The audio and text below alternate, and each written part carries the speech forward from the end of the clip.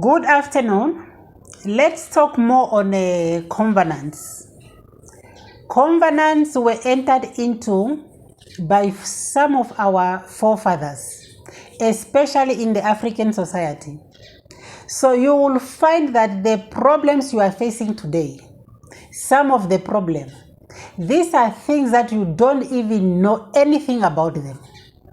But just because of one person at the foundation of your family has entered into a covenant with idol worshipping, the results of that covenant will still affect you today.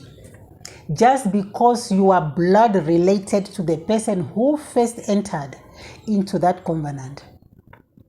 You can be suffering from things that you know nothing about. Just because the person who first entered into that covenant, you are related to that person by blood. This is what is called generational cases. These are family patterns, problems that happen. It's a pattern, it repeats itself from one generation to the other, unless it is broken. Let me give you an example. Look at the story of Abraham in the Bible. God entered into a covenant with Abraham, and he said, I will make you a father of many nations, and through you they will be blessed. That was the covenant that God entered into with Abraham.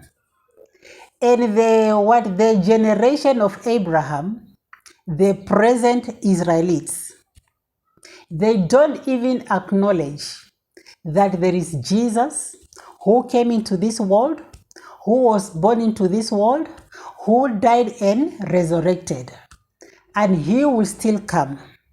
The Israelites of today, they don't believe in that. They believe in their own Messiah, not the Jesus which the Bible tells us. So that is to show you how things work.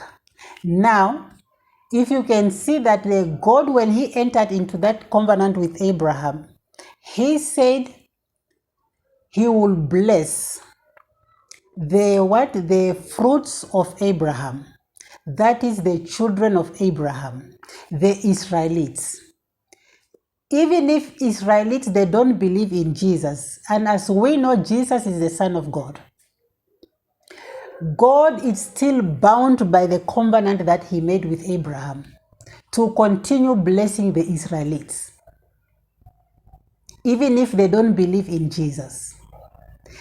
Simply because of that covenant that God entered into with Abraham, the Israelites are benefiting from that covenant. They are enjoying the fruits of that covenant.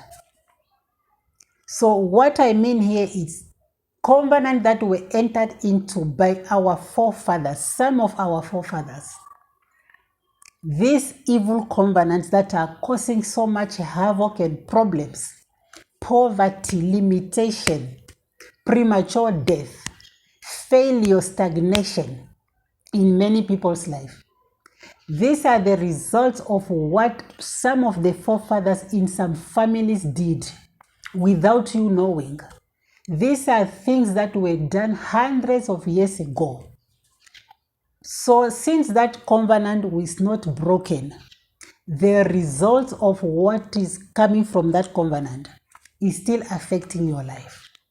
And now that you know that there is deliverance in the name of Jesus, you have to take on and fight these spiritual battles through prayers and fasting. You have to pray so that that covenant that was entered into by your forefathers will be cancelled and made null and void. That seed that was planted, it has to be uprooted right from the root so that it is destroyed and it doesn't affect anybody else in your life and the life of your children who are yet to be born. These are the things that are holding us hostage now in the physical world. These are spiritual activities that were done. And the effect of those activities are still affecting us today. Unless you equip yourself with biblical knowledge, and fight and confront these problems. Generational cases. Those evil altars, they have to be destroyed so that nothing speaks again from that evil altar against your life. Thank you so very much for your time. Emmanuel.